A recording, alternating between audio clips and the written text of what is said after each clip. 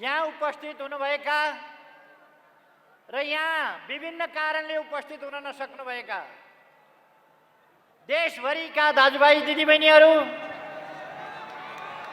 र देशभन्दा बाहिर समेत रहनुभएका र विभिन्न सञ्चार माध्यमहरूबाट यो कार्यक्रम हेरिरहनुभएका सबै दाजुभाइ दिदीबहिनीहरूमा हार्दिक अभिवादन, नमस्कार। यस कार्यक्रमका अध्यक्ष महोदय,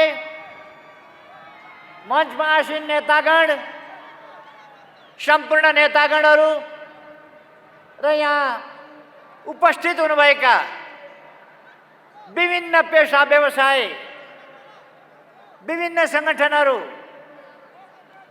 विभिन्न जिल्लाहरूबाट यहाँ उपस्थित हुनुभएका सम्पूर्ण दाजुभाइ दिदीबहिनीहरू,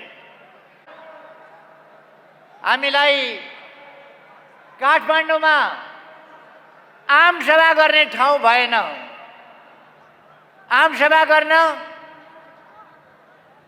अरूलाई कुनै ठाउँ छान्यो भने पनि अरूलाई आम सभा गर्न साउँ, त्यो ठाउँ अरूलाई ठुलो हुन्छ। हामीलाई जहाँ छाने पनि सानो हुन्छ। हामीले काठमाडौँ उपत्यकामा सबभन्दा ठुलो ठाउँ, आम सभा गर्नलाई सबभन्दा ठुलो ठाउँ छान्यौँ। यता बाटोभन्दा परसम्म, बाटोभन्दा धेरै पर सञ्चय कोषभन्दा टाढासम्म, यता दक्षिणतिर त्रिचन्द्र कलेजभन्दा परसम्म, पूर्वतर्फ जय नेपाल। तैपनि मानिसहरू अटेका छैनन्। खाँदा खाँच छ, सभा गर्ने ठाउँ पुगेका छैन। फेरि मान्छेहरू सोधिराखेका छन् मूल पार्टी कुन हो भनेर। मूल पार्टी कुन हो? अहिले पनि कोही अलमलमा छ भने, अन्यलमा छ भने कठैबरा भन्न सकिन्छ। मूल पार्टी कुन हो थाहा पाउनु परेन? मूल पार्टी यही हो जहाँ तपाईँ हामी छौँ। यही हो मूल पार्टी। यो कम्युनिस्ट पार्टीको मूल पार्टी मात्रै होइन, देशकै मूल पार्टी हो। देशकै सबभन्दा ठुलो पार्टी हो। देश बनाउने पार्टी हो यो। देशको रक्षा गर्ने पार्टी हो यो। सार्वभौम सत्ताको रक्षा गर्ने पार्टी हो यो। र यो पार्टी देशको स्वाधीनताको रक्षा गर्ने र त्यसको ठिक ढङ्गले प्रयोग गर्ने पार्टी हो। देशको भौगोलिक अखण्डताको रक्षा गर्ने पार्टी हो यो। यो पार्टी लोकतन्त्रका लागि 7 दशकभन्दा लामो सङ्घर्ष गरेर आएको पार्टी हो। बलिदान दिएर आएको पार्टी हो। सही बाटो ठम्याएर आएको पार्टी हो। लोकतन्त्र ल्याउन सर्वाधिक अहम भूमिका खेलेको पार्टी हो। त्यसकारण इतिहासको हिसाबले, वर्तमानको हिसाबले र देश बनाउने सङ्कल्प बोकेको पार्टी हुनाले, समृद्ध नेपाल र सुखी नेपालीको राष्ट्रिय आकाङ्क्षा तोकेर त्यसलाई सार्थक बनाउन लागेको पार्टी हुनाले यो पार्टी नै मूल पार्टी हो। अझै पनि बताइरहनु पर्छ? मलाई लाग्छ आजबाट कुन पार्टी मूल पार्टी भन्ने कुरा, कुन चाहिँ पार्टी खास पार्टी भन्ने कुरा, कुन पार्टी सकली कुन पार्टी नकली भन्ने कुरा को टुङ्गो लाग्यो। यो फैसला भयो। अब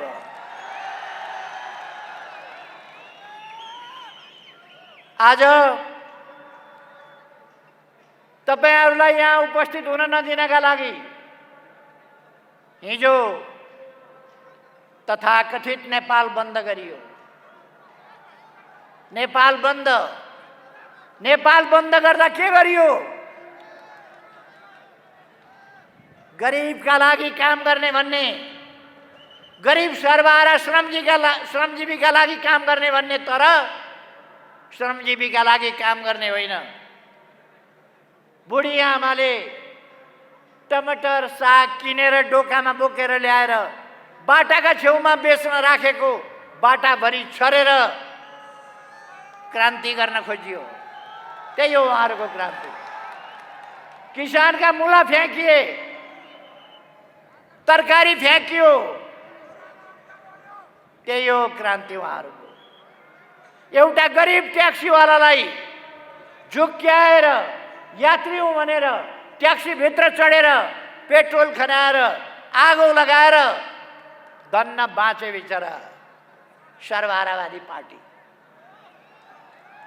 ट्याक्सीभित्र एउटा गरिब ड्राइभर जलाउन खोज्ने सर्वहारा पार्टी। घोषणै गरेर उहाँहरूले के भन्नुभएको छ, अब शाकाहारी आन्दोलनले हुँदैन, शाकाहारी आन्दोलनले हुँदैन भनेर उहाँले भनेको के हो? शाकाहारी आन्दोलनले हुँदैन भनेको उहाँले चिकन चिल्ली खान्छु भने हो? उहाँले नरभक्षी आन्दोलन गर्न खोजेको। म उहाँहरूलाई भनिदिन चाहन्छु, नरभक्षी आन्दोलनका दिन गए। अब नेपालमा कसैले हिंसा मचाउन सक्दैन। नेपाल शान्तिपूर्ण नेपाल। यो नेपाल अब अशान्ति र हिंसाको भुमरीमा जान सक्दैन। शान्तिपूर्ण नेपाल रहन्छ। यहाँ कसैले नरभक्षी आन्दोलन चलाउँछु भन्ने नसोचे पनि हुन्छ।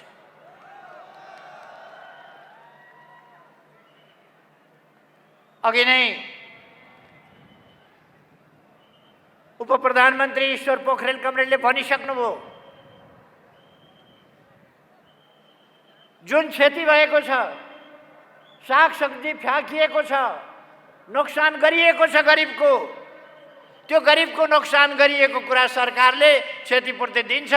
बदमासी उहाँहरू गर्नुहुन्छ, तर हामी उहाँहरूलाई क्षतिपूर्ति दिन्छौँ। गरिबको नोक्सान भएको कुरा सरकारले हेर्छ, सरकारले बिहोर्छ त्यो कुरा। ट्याक्सी इन्सुरेन्स गरेको होला, इन्सुरेन्सले तिर्छ र इन्सुरेन्सलाई हामी त्यो ट्याक्सीको क्षतिपूर्ति दिन लगाउँछौँ। भएन भने यस देशमा गरिबलाई हेर्ने, जनतालाई हेर्ने सरकार छ, जनतालाई माया गर्ने सरकार छ, गरिबलाई माया गर्ने सरकार छ, शान्तिलाई मन पराउने, शान्ति स्थापना गर्ने सरकार छ, शान्तिका लागि लड्ने सरकार छ। त्यसकारण जनता ढुक्क हुनुहोस्। हिजो तपाईहरुलाई आज यहाँ आउन नदिनका लागि हिजो नेपाल बन्द गरियो। नेपाल बन्द गरेर तर्साउन खोजियो। आज बाटामा खाल्टाहरू खनिए। कतिपय ठाउँमा बम राखेर अनि विप्लव लेख्ने काम हो। आफूले बम राखेर आफ्नो परिचय दिन नसक्ने, आफूले गरेका कामको जिम्मा लिन नसक्ने, तरकारी फ्याँकेको कुराको जिम्मा लिन नसक्ने, ड्राइभर जलाएको कुराको जिम्मा लिन नसक्ने, अनि क्रान्तिकारी ठुला कुरा गर्ने। आफूले गरेका कामको जिम्मा लिनुस् न, त्यो नलिने। तर उहाँहरूका प्रयासले रोकिने कुरा भएन। जब जनताको सागर उर्लिन्छ, जब जनता मनबाट सरिक हुन्छ, तब त्यस बेललाई कसैले सेक्न सक्दैन। आज त्यसै कारण इतिहासमा कहिल्यै नभएको, इतिहासकै सबभन्दा ठुलो जनसभा आज पहिलोपल्ट काठमाडौँमा भइरहेको छ। इतिहासकै सबभन्दा ठुलो जनसभा हो। म तपाईहरुलाई धन्यवाद भन्न चाहन्छु, तपाईहरुलाई सलाम भन्न चाहन्छु।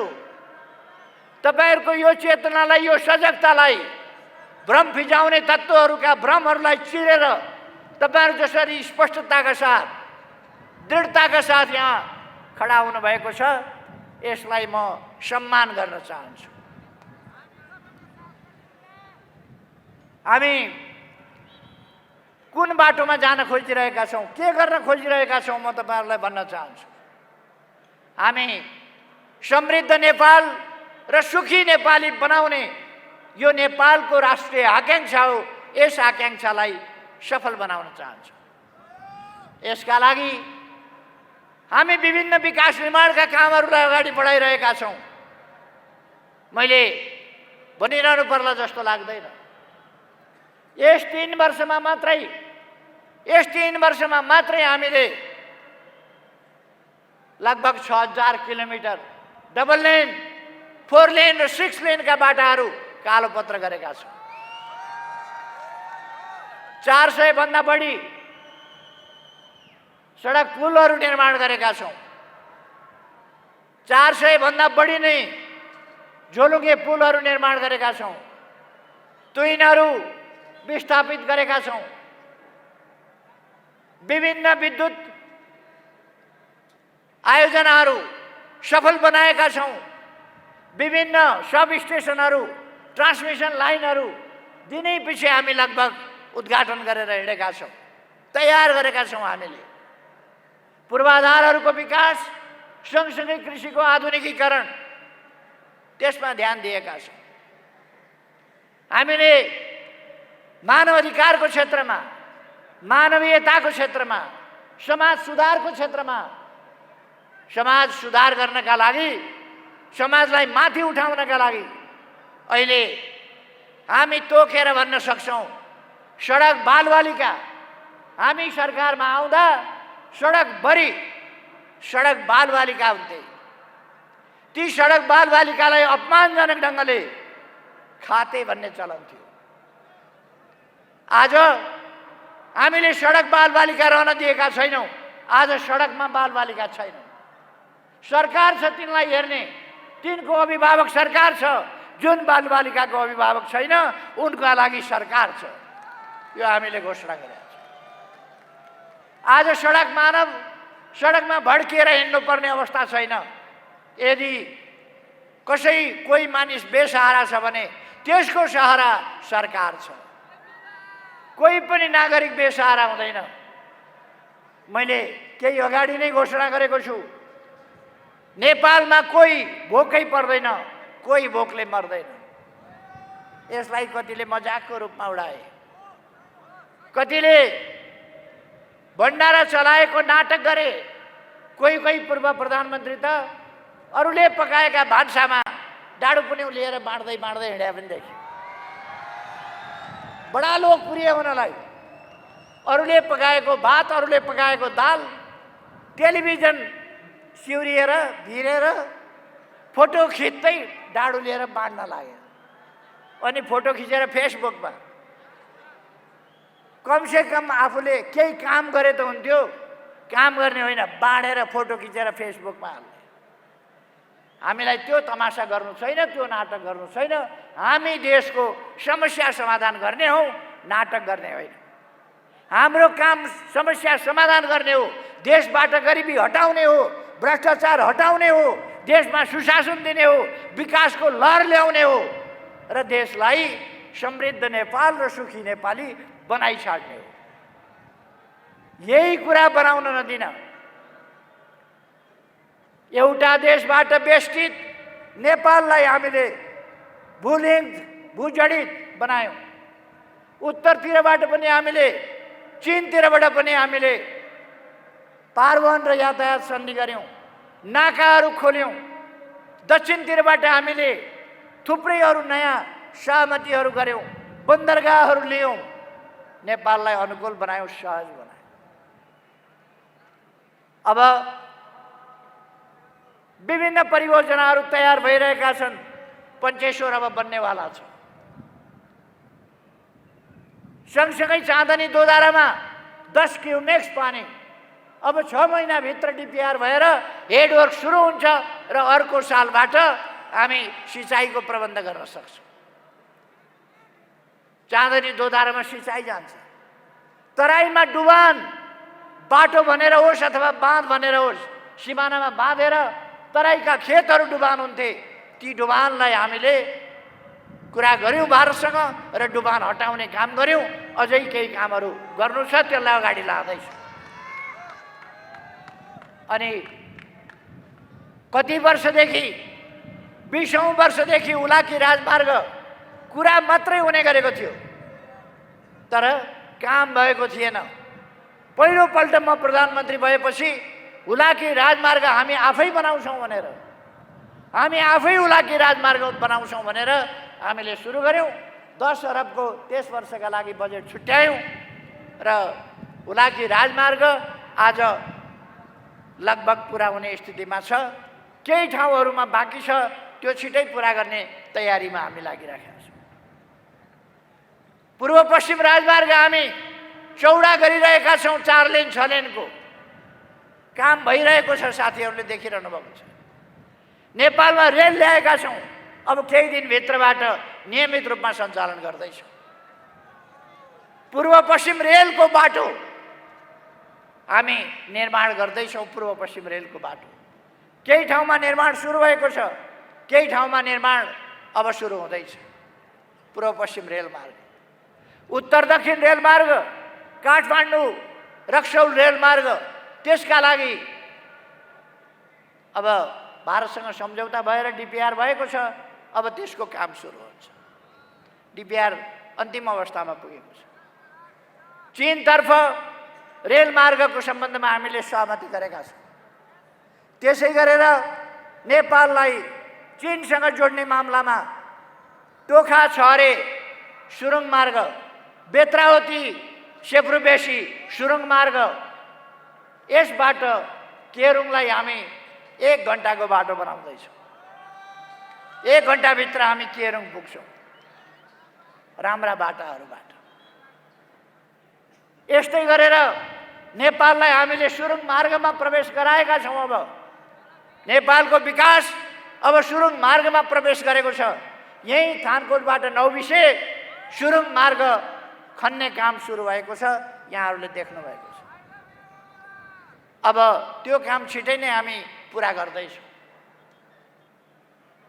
म यहाँहरूलाई आग्रह गर्न चाहन्छु, हाम्रा विकास निर्माणका कामहरू चौतर्फी रूपमा, कृषिको आधुनिकीकरण, व्यवसायिकीकरणका लागि कृषिको आधुनिकीकरण कार्यक्रम हामीले अगाडि बढाएका छौँ। अब हाम्रा युवाहरू विदेश जान नपरोस्।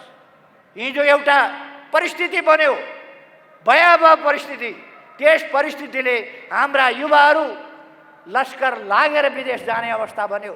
अब हाम्रा नेपाली युवाहरू विदेश जानुपर्ने अवस्था नबनोस् भन्नका लागि प्रधानमन्त्री स्वरोजगार कार्यक्रम, युवा स्वरोजगार कार्यक्रम, रोजगारीका थप अवसरहरू अनेक ठाउँमा, 7वटा प्रदेशमा उद्योगहरूको स्थापना जस्ता कुराहरू हामी गर्दैछौँ।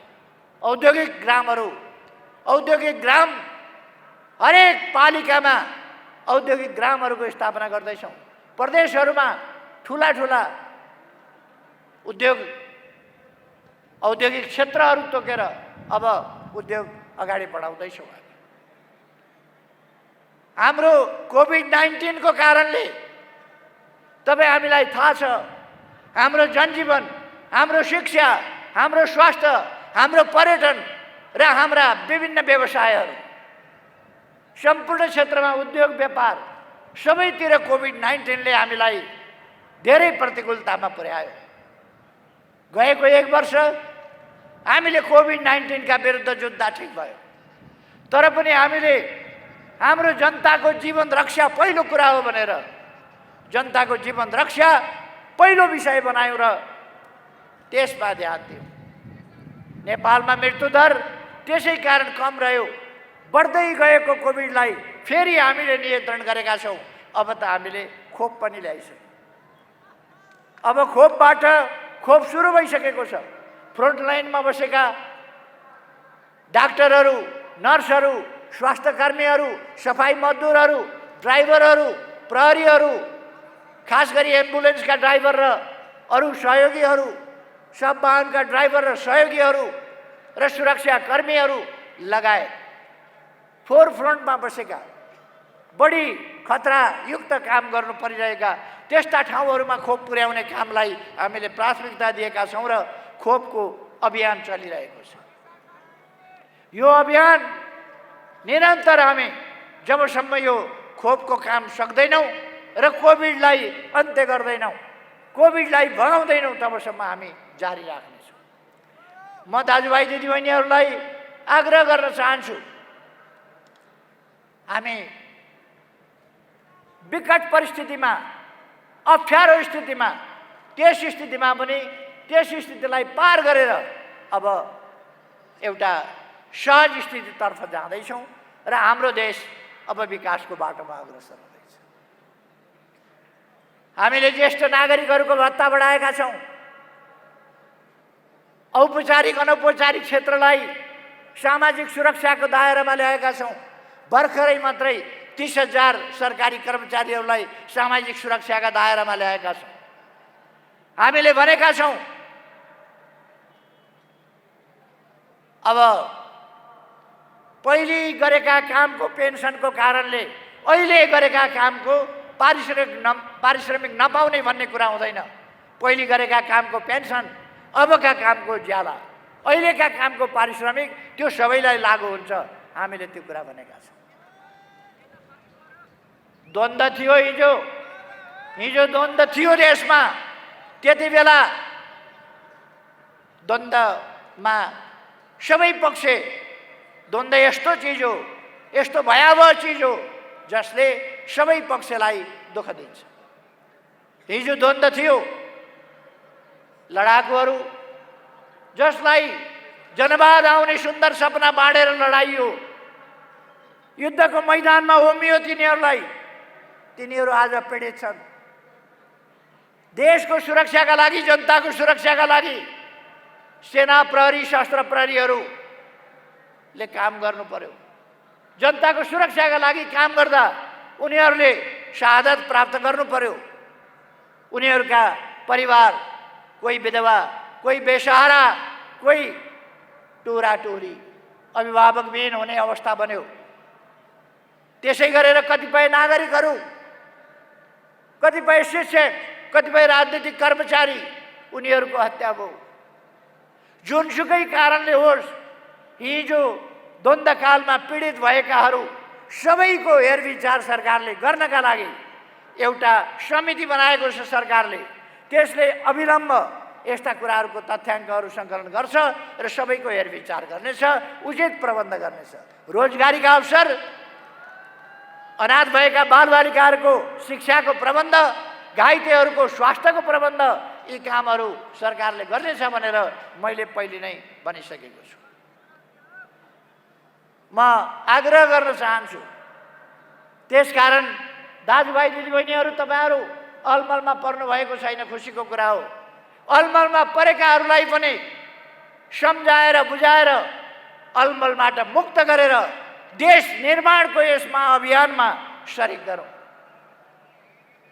हाम्रा राम्रा उद्देश्यहरू छन्। मैले एउटा अठोट लिएँ, देशलाई समृद्ध बनाइ छोड्ने, भ्रष्टाचार मुक्त बनाइ छोड्ने, त्यो अभियान मैले लिएँ। त्यो अभियान लिएपछि त्यस अभियानलाई असफल पार्न, त्यो अभियानलाई बदनाम गर्ने, चरित्र हत्या गर्ने, जनतालाई गलत सूचना दिने र जनतालाई भ्रममा पारेर देशलाई अन्यत्र मोड्ने प्रयासहरू भए। जति बेला उत्तरतिरको बाटो पारवहन र यातायात सम्झौता मैले गरेँ, नाकाहरू खोलेँ हो, त्यति बेला मलाई सरकारबाट पहिलोपल्ट हटाइयो। यसपल्ट जब नक्सा छापियो, जब संविधान संशोधन भयो, त्यसपछि तुरुन्तै मलाई सरकारबाट नहटाइ नहुने उत्पात मचिन थाल्यो। तपाईहरुले देख्नु भएको छ। त्यसपछि उहाँहरू अचम्म त उहाँहरू राष्ट्रवादको हाउभाउ गर्ने, राष्ट्रवादको नारा लाउने नकली काम थाल्नुभयो। काम गर्न दिनु भएन। तपाईहरुले थाहा पाउनुभयो, काम गर्न दिनु भएन। 3 वर्षसम्म आयोगहरू बनेनन्। अहिले 2-4 जना मान्छे पार्टी छोडेर बाहिर गएपछि आयोगहरू बने। 3 वर्षमा आयोग बने। संविधानले आयोग बनाउने परिकल्पना गरेको, आदेश दिएको 5 वर्ष नागिसकेपछि 5.5 वर्षमा चुनाव भएको 3 वर्षपछि बल्ल आयोग बने जब 2-4 जना मान्छे पार्टीबाट बाहिर गए, ती मान्छे छैनन्जेलसम्म हामीले आयोगहरू गठन गर्न सकेनौँ। महिला आयोग, दलित आयोग, मुस्लिम आयोग, मधेसी आयोग, जनजाति आयोग, समावेशी आयोग, विभिन्न आयोगहरू, मानवाधिकार आयोग रिक्त भयो, बनाउने स्थिति छैन। बल्ल केही मान्छेहरूले छोडे, आयोग बने। आयोग बनेकोमा कत्रो पीर, आयोग बनेको भोलिपल्ट नेपाल बन्द। कत्रो पीर, आयोग बन्नै नहुने, जनताको काम गर्नै नहुने, दलितको काम गर्नै नहुने, दलितका समस्या उठाउनै नहुने, मधेसी समस्या उठाउनै नहुने, मधेसीका नाउँमा राजनीति गर्ने, दलितका नाउँमा राजनीति गर्ने, पिछडिएका क्षेत्र वर्ग जनताका नाउँमा राजनीति गर्ने, तर त्यसका निम्ति काम गर्ने आयोग बन्न नदिने। कस्तो षड्यन्त्र! त्यस्ता षड्यन्त्रहरूलाई चिरेर हामीले आयोग बनायौँ। काम गर्न दिएन, बिचमा यहाँहरूलाई थाहा छ, काम गर्न दिएन। मैले धेरैपल्ट भने यो सरकार 5 वर्षका लागि हो, 5 वर्ष चलाउँ, तर उहाँहरू केपी ओलीले हट्नुपर्छ, पार्टी फोड्नुपर्छ, केपी ओली हट्नुपर्छ, अनि जोडजाम गरेर विभिन्नसँग मोलतोल गरेर जसरी पनि केपी ओलीलाई हटाउनुपर्छ, देशलाई भड्गालामा हाल्नुपर्छ। त्यसलाई उहाँहरू स्थिरता भन्नुहुन्छ, त्यसलाई स्थायित्व भन्नुहुन्छ। के त्यो स्थायित्व हो र? उहाँहरू जनतालाई धोका दिँदै हुनुहुन्छ। आफ्नो महत्त्वाकांक्षाका लागि, आफ्नो स्वार्थका लागि, आफ्नो अहङ्कारका लागि, व्यक्तिगत अहङ्कारका लागि उहाँहरू यी सब काम गर्दै हुनुहुन्छ। जब उहाँहरूले सरकार चलाउन दिनु भएन, काम गर्न दिनु भएन, लोकतन्त्रलाई ठिक ढङ्गले चल्न दिनु भएन, संसदलाई ठिक ढङ्गले चल्न दिनु भएन, संसदलाई केही पनि काम गर्न नसक्ने पङ्गु अवस्थामा पुर्याउन थाल्नुभयो र फेरि पहिलेकै जस्तो किनबेचको राजनीति, पहिलेकै जस्तो समीकरणको राजनीति, भएको बहुमतको सरकार ढालेर अनि जोडजामको अस्थायित्व, अस्थिरता, त्यतापट्टिको राजनीति उहाँहरूले गर्न खोज्नुभयो। त्यसकारण मैले काम गर्नै नपाउने अवस्था भएपछि नेपाली जनताका बिचमा ताजा जनादेशका लागि जानु पर्यो। काम गर्न नदिने ठिक कि काम गर्न खोज्ने ठिक, तपाईँहरूले कसलाई साथ दिने फैसला दिनुहोस् भनेर मैले जनताका बिचमा जानु पर्यो। म यहाँहरूलाई प्रश्न गर्न चाहन्छु, अस्थिरताको राजनीतितर्फ नै हामी जाने कि चुनावतर्फ, जनताका बिचमा जाने कि अस्थिरतातर्फ जाने? म भन्न चाहन्छु, अस्थिरतातर्फ होइन, चुनावतर्फ जाउँ। म सबै दाजुभाइ दिदीबहिनीहरूले एकपल्ट भनिदिनुहोस्, सबैले एकपल्ट, सिंहै काठमाडौँले, देशले सुन्ने गरी सबैले भनिदिनुहोस् एकपल्ट, अस्थिरता होइन, चुनावतर्फ जाउँ। अस्थिरता होइन, चुनाव चाहियो। अस्थिरता होइन, चुनाव चाहियो। जनता के भन्छ? जनता के भन्छ?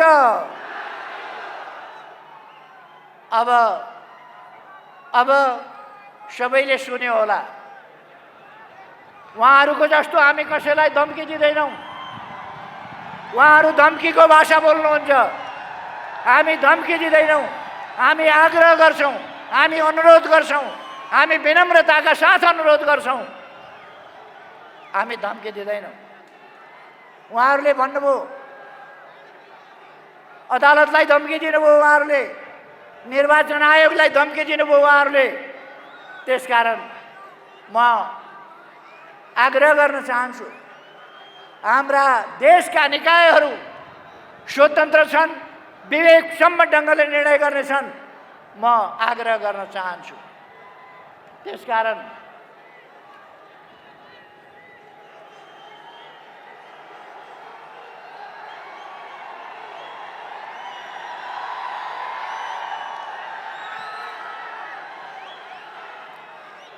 म आग्रह गर्न चाहन्छु, अब देश चुनावतर्फ गयो, देश चुनावतर्फ गयो। अब चुनावले फैसला गर्छ कसको सरकार बन्नुपर्छ, चुनावले फैसला गर्छ। त्यसकारण म भन्न चाहन्छु अब देश चुनावतिर गयो, चुनावले सबै कुराको फैसला गर्नेछ।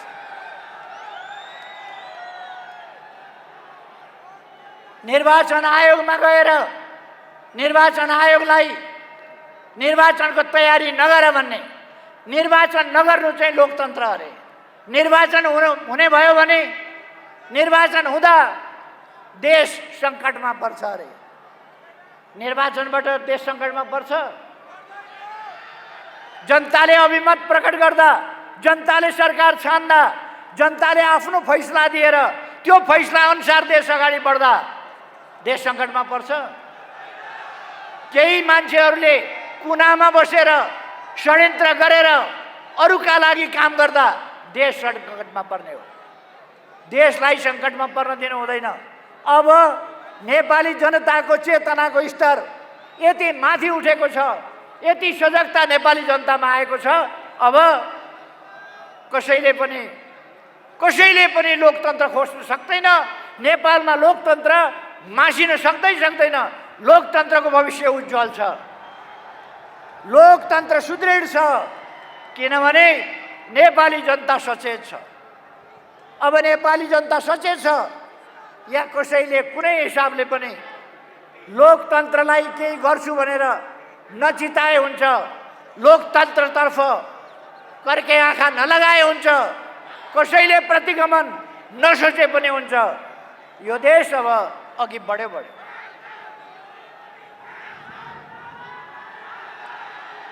हामीलाई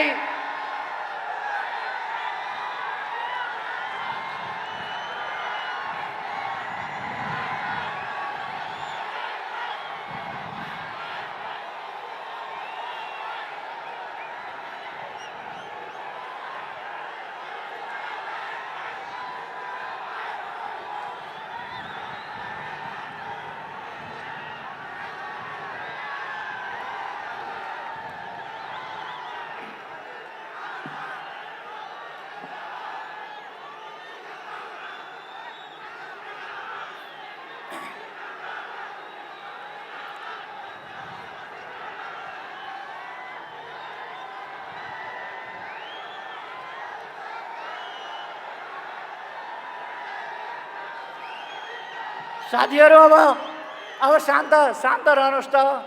मैले केही कुरा मात्रै भन्न बाँकी छ, एकछिन शान्त रहनुहोस्।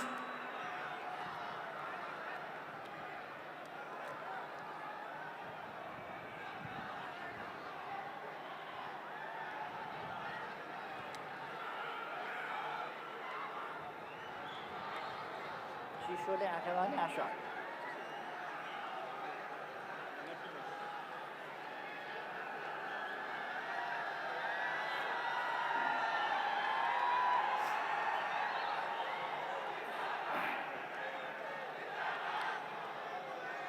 आदरणीय दिदीबहिनी तथा दाजुभाइहरू, अहिले देशव्यापी रूपमा एउटा बहस भइरहेको छ।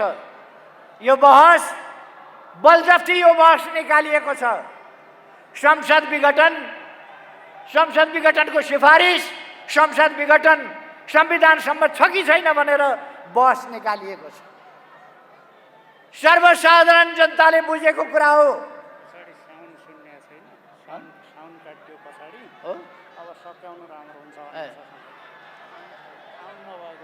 पछाडि गइरहेको छ।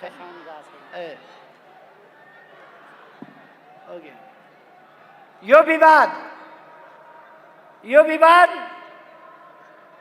संसद विघटन गर्नु संवैधानिक छ कि छैन, चुनाव हुनुहुन्छ कि हुँदैन, चुनावबाट स्थिरता कि अस्थिरता के आउँछ आदि कुराहरूको बहस भइरहेको छ। म भन्न चाहन्छु, संसदीय प्रणालीमा प्रधानमन्त्रीले काम गर्न नदिने अवस्था भयो भने, नपाउने अवस्था भयो भने संसद विघटन गर्छ। बेलायतमा लिखित संविधान छैन, लिखित संविधान छैन अथवा त्यहाँ प्रधानमन्त्रीले संसद विघटन गर्ने लेखेको छैन, लेखेकै छैन कतै प्रकारान्तरले पनि। तर प्रधानमन्त्रीले अस्ति भर्खर संसद विघटन गरेर चुनाव गराउनु भयो। यसरी प्रधानमन्त्रीले संसद विघटन गर्छ, काम गर्न दिएन भने ताजा जनादेश लिन पर्दछ।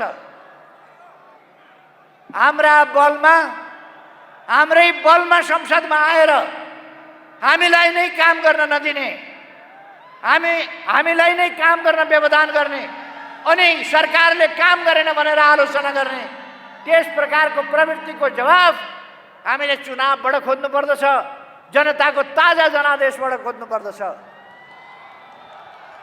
म नेपाली सम्पूर्ण दिदीबहिनी दाजुभाइहरूलाई, नेपाली युवाहरूलाई, नयाँ पिँढीका भाइ बहिनीहरूलाई आग्रह गर्न चाहन्छु, भविष्य तपाईहरूको हो।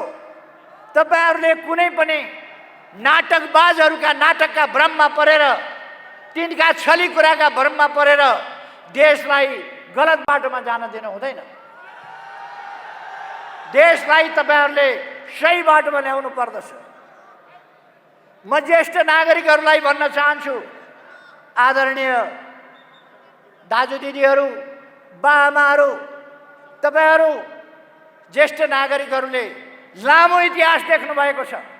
अहिलेको सरकारले जसरी काम गरेको छ, अहिलेको सरकारले जनताका लागि जसरी काम गरेको छ, प्रहरीका लागि, सेनाका लागि, कर्मचारीका लागि, शिक्षकका लागि, किसानका लागि, मजदुरका लागि, गरिबका लागि, व्यापारीका लागि, बुद्धिजीवीका लागि, शिक्षकका लागि, हरेकका लागि जसरी काम गरेको छ, त्यसरी इतिहासमा कुनै सरकारले काम गरेको थियो? यति छिटो विकास कुनै सरकारले गरेको थियो? अहिले जस्तो काठमाडौँ कहिल्यै थियो? अहिले जति बाटा कहिल्यै बनेका थिए? अहिले जति पुल कहिल्यै बनेका थियो? कोभिडले अलिकति हामीलाई दुःख दियो। त्यो कोभिडले दुःख दिएको स्थितिबाट हामीले केही कामहरूमा पर्यटन हाम्रो धेरै पछाडि पर्यो यो 1 वर्ष। अब पर्यटनलाई हामी उठाउँछौँ। उद्योगहरू पछाडि परे कोभिडको कारणले, अब हामी अगाडि बढाउँछौँ। कोभिड यहाँ मात्रै भएको होइन, हाम्रो गल्तीले होइन, हाम्रो सजगताले बरु कोभिड नियन्त्रित भएको छ। मृत्युदर कम छ, उपचार राम्रो छ। कुन अवस्थामा थियो देश? एउटा उपचार हुँदैन थियो। आज एक दिनमा 82 ठाउँबाट एकैचोटि कोभिडको स्वाब टेस्ट हुन्छ। 82 ठाउँबाट, 300 भन्दा बढी ठाउँबाट आज हामी भ्याक्सिन दिइरहेका छौँ। एकै दिनमा 309वटा अस्पताल एकै दिनमा हामीले शिलान्यास गर्यौँ। साथीहरूलाई थाहा छ, हिजो दाना कुस्माको ट्रान्समिसन लाइन र त्यहाँको सब स्टेसनको उद्घाटन भयो। अस्ति 19 गते नेपालको सबभन्दा ठुलो, इतिहासकै सबभन्दा ठुलो ढल्केबर सब ट्रान्समिसन लाइनको सब स्टेसन, त्यसको उद्घाटन भयो। यस्ता प्रगतिहरू अत्यन्तै तीव्रताका साथ भएको छ र अब हामी छिटै नै विद्युतको क्षेत्रमा आत्मनिर्भर हुँदैछौँ। लोड सेडिङ अन्त गरिएको छ। कसैले लोड सेडिङ फेरि फर्किन्छ भन्छन्, होइन। विभिन्न प्रकारका भ्रमहरू फिजाएका छन् यहाँ। कहिले केपी ओलीले आजको यो सभा केका लागि भनेर हिजोसम्म पनि भन्दै थिए, आज बिहानसम्म पनि त्यो बाटोमा, लाइन चौरको बाटोमा हिँड्नेहरूले भन्दै थिए, आज बिहानसम्म पनि राजतन्त्र फर्काएको घोषणा गर्छ अरे केपी ओलीले। जो केपी ओली आधा दशकभन्दा बढी समय गणतन्त्रका लागि लड्यो, आधा दशकभन्दा बढी समय लोकतन्त्रका लागि लड्यो, आधा भन्दा बढी समय सामाजिक न्याय र समानताका लागि लड्यो, त्यो केपी ओलीले राजतन्त्र फर्किएको घोषणा गर्छ अरे। हामीले लडेर सङ्घीय लोकतान्त्रिक गणतन्त्र ल्याएका छौँ। यो सङ्घीय लोकतान्त्रिक गणतन्त्रात्मक प्रणालीलाई कसैले तलमाथि गर्छु भन्ने नसोचे पनि हुन्छ। थोरै शब्दमा म भन्न चाहन्छु, सङ्घीय लोकतान्त्रिक गणतन्त्र हामीले ल्याएका छौँ, लडेर ल्याएका छौँ, बलिदान दिएर ल्याएका छौँ, यसको कार्यान्वयन गरिरहेका छौँ, यसको कार्यान्वयन गरेर अगाडि जान्छौँ। यसले हाम्रो विकासमा बाधा दिएको छैन। हाम्रा स्थानीय निकायहरू कोभिड विरोधी हाम्रो लडाइँमा हाम्रा स्थानीय निकायहरू अत्यन्त प्रभावकारी देखिए। म स्थानीय निकायका जनप्रतिनिधिहरूलाई धन्यवाद भन्न चाहन्छु। कोभिडका विरुद्धको लडाइँमा नेपाली सेना र नेपाल प्रहरी जसरी लडे, सशस्त्र प्रहरी जसरी लडे, हाम्रा डाक्टरहरू जसरी लडे, हाम्रा नर्सहरू जसरी जोखिम लिएर लडे, हाम्रा स्वास्थ्य कर्मीहरू लडे, सफाई कर्मीहरू लडे, एम्बुलेन्स र सवाहनका ड्राइभर र सहयोगीहरू लडे, सबलाई म सलाम भन्न चाहन्छु। आफ्नो ज्यान जोखिममा राखेर उहाँहरूले जनताको सेवा गर्नुभयो, देशको सेवा गर्नुभयो। म सबैलाई धन्यवाद भन्न चाहन्छु। यति खुलेआम शाकाहारी आन्दोलन गर्दिन भनेर हिंसात्मक आन्दोलनको वकालत गर्ने, जनतालाई भड्काउन खोज्ने, युवाहरूलाई भड्काउन खोज्ने, हिंसा भड्काउन खोज्ने प्रयास हुँदा पनि त्यस्ता प्रयासलाई, त्यस्ता उत्ताउला कुराहरूलाई, उत्ताउला प्रयासहरूलाई रोक्न आफ्नो ज्यानको प्रवाह नगरेर शान्ति सुरक्षाका काममा खटेका सुरक्षा कर्मीहरूलाई म धन्यवाद भन्न चाहन्छु। उहाँहरूको कामको प्रशंसा गर्न चाहन्छु। रात दिन उहाँहरूले जनताको सुरक्षाको लागि, जीवधनको सुरक्षाको लागि, देशमा शान्ति कायम गर्नका लागि जुन काम गर्नुभएको छ त्यसका लागि म धन्यवाद भन्न चाहन्छु। त्यसै गरेर हाम्रो पार्टीका कार्यकर्ताहरू, म पार्टी अध्यक्षको हैसियतले भन्दैछु, हाम्रो पार्टीका कार्यकर्ताहरू कुनै प्रकारको अलमलमा नपरेर, चाटुकारहरूका चटकै कुराहरूका पछाडि नपरेर जसरी स्पष्टताका साथ पार्टीको पक्षमा उभिनु भएको छ, नयाँ गतिका साथ उठ्नु भएको छ, म तपाईहरूलाई, तपाईहरूको सचेतनतालाई, तपाईहरूको सङ्गठितपनलाई, तपाईहरूको विश्वासलाई, तपाईहरूको सक्रियतालाई सलाम भन्न चाहन्छु। वास्तवमा तपाईहरूले सजगता देखाउनु भएको छ। पार्टी कार्यकर्ता भन्नाले जनवर्गीय पेशागत सामुदायिक सङ्गठनका कार्यकर्ताहरू, विभिन्न पेशा व्यवसायका दाजुभाइ दिदीबहिनीहरू सबैलाई म धन्यवाद भन्न चाहन्छु। आज यो कार्यक्रम गर्दा अवश्य नै ट्राफिकमा समस्या आएको छ, हिँडडुलमा समस्या आएको छ, गाडी बाइक चलाउन समस्या आएको छ, सडक एक ढङ्गले काठमाडौँ अस्तव्यस्त हुने स्थिति बनेको छ। यो हाम्रो बाध्यतालाई दाजुभाइ दिदीबहिनीहरूले बुझिदिनु भएकोमा म धन्यवाद भन्न चाहन्छु, कृतज्ञता जाहेर गर्न चाहन्छु। हामी सडकमा नउत्रिँदा अलिअलि मान्छे लिएर, 2-4 हजार मान्छे लिएर, 2-4 हजार जम्मा गरेर हामीलाई ललकार्ने काम हो। हामीलाई ललकार्ने काम हो। 2-4 हजार मान्छे लिएर केपी ओली यहाँ आऊ, हेर को हो पार्टी, कुन मूल पार्टी भनेर ललकार्ने काम हो। हामीले त्यसकारण सडकमा आउनु पर्यो। म तपाईहरूलाई धन्यवाद दिन चाहन्छु। यसरी सडकमा हाम्रो आह्वानमा उत्रिनु भएकोमा तपाईहरूलाई धन्यवाद दिन चाहन्छु। सम्पूर्ण दाजुभाइ दिदीबहिनीहरूलाई धन्यवाद भन्न चाहन्छु। त्यसै गरी यस कारणले गर्दा विभिन्न पसल गर्ने व्यवसायीहरूले कठिनाइ झेल्नु पर्यो, व्यवसायीहरूले झेल्नु पर्यो, यातायातमा झेल्नु पर्यो। त्यसका लागि म आम जनतासँग क्षमा प्रार्थी छु। हाम्रो मनसाय त्यो होइन, हामीले दुःख दिन खोजेको होइन, तर कार्यक्रम हामीले गर्नै पर्ने परिस्थिति बन्यो। त्यसकारण हामीले यो सभा गर्यौँ। मैले अस्ति नै भने 23 गतेको सभा हेर्नुहोस्। 23 गतेको सभा एउटा कास्टिङको रूपमा हुनेछ। यो कास्टिङको रूपमा हो।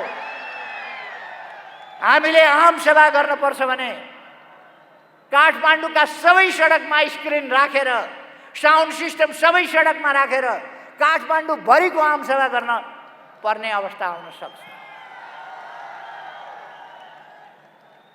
अर्को कास्टिङ हामी 1 गते बुटौलमा देखाउँदैछौँ। 1 गते बुटौलमा अर्को सभा हुनेछ। 8 गते विराटनगरमा अर्को सभा हुनेछ। म हाम्रा आलोचक मित्रहरूलाई मन थामेर बस्न आग्रह गर्न चाहन्छु। मन थामेर बस्नुहोस्। हेर्दै जानुहोस् नेपाल कता जान्छ। नेपाललाई समाजवाद उन्मुख हुनबाट, नेपाललाई सामाजिक न्याय र समानता सहितको समृद्धिको देश बनाउनबाट कसैले पनि रोक्न सक्दैन। हामी गौरवपूर्ण इतिहास भएका वीर पुर्खाका सन्तान हौँ, विद्वान पुर्खाका सन्तान हौँ र हाम्रो प्रकृति सुन्दर मात्रै होइन, खनिजहरूले भरिएको, जलस्रोतले भरिएको, खानीहरूले भरिएको देश हो। हामी अब दैलेखबाट पेट्रोल डिजेल, त्यहाँ सर्वे अध्ययन अनुसन्धान गरिरहेका छौँ, त्यहाँबाट पेट्रोल डिजेल निकाल्नेछौँ। हामी धौबादीबाट, नवलपरासीको धौबादीमा हामीले विशाल फलाम खानी भेट्टाएका छौँ र त्यहाँबाट फलाम र स्टिल उत्पादन गर्न सकिने परीक्षण भइसकेको छ। अब उत्पादन गर्ने कामतिर हामी थाल्छौँ।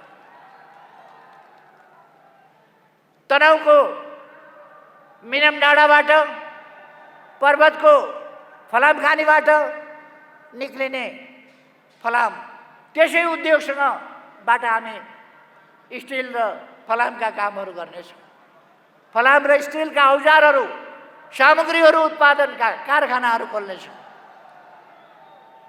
हामी तामाखानी जाजरकोटबाट, त्यस्तै गरेर बैतडीबाट फस्फरसको खानी, यस्ता खानीहरू अध्ययन गरिरहेका छौँ र त्यसबाट अब हामी बिस्तारै रासायनिक मल आफ्नै देशमा उत्पादन गर्ने र कृषिको उत्पादकत्व बढाउने काममा सुरु गरिरहेका छौँ, अध्ययन गरिरहेका छौँ। त्यसकारण म दाजुभाइ दिदीबहिनीहरूलाई भन्न चाहन्छु, हामीले निराश हुनुपर्ने कुरा छैन। हामी देश विकास गरेर अगाडि बढ्न सक्छौँ। एकताबद्ध भएर देश विकासमा हामी लाग्यौँ भने हाम्रो देश विकासको अभियानलाई कसैले पनि रोक्न सक्ने छैन। म यो कुरा साथीहरूलाई विश्वास दिलाउन चाहन्छु। अब मैले धेरै समय नलिउँ, साथीहरूलाई घर फर्किनु पनि छ, त्यसकारण म धेरै समय लिन चाहन्न। फेरि एकपल्ट यहाँहरूको यस जागरणलाई म सलाम भन्न चाहन्छु। यस जागरणलाई म स्वागत गर्न चाहन्छु। यस जागरणलाई धन्यवाद भन्न चाहन्छु। युवा पङ्क्ति अझ सक्रिय भएर लागोस्, म आग्रह गर्न चाहन्छु। कार्यकर्ता पङ्क्ति सक्रिय भएर लागोस्, म आग्रह गर्न चाहन्छु। नवयुवा विद्यार्थीहरू अझ सक्रिय भएर आत्मविश्वासका साथ लाग्नुहोस्, म तपाईहरुलाई आग्रह गर्न चाहन्छु। र यस सहभागिताको लागि म तपाईहरु सबैप्रति आभार व्यक्त गर्न चाहन्छु र सञ्चारकर्मी मित्रहरू, मिडिया र अरू तमाम यस सभालाई सफल पार्न क्रियाशील हुनुभएका सबै महानुभावहरूमा पार्टीको तर्फबाट हार्दिक धन्यवाद ज्ञापन गर्दै म आफ्नो भनाइ यहीँ टुङ्ग्याउँछु। धन्यवाद सबैलाई। सबैमा शुभ होस्।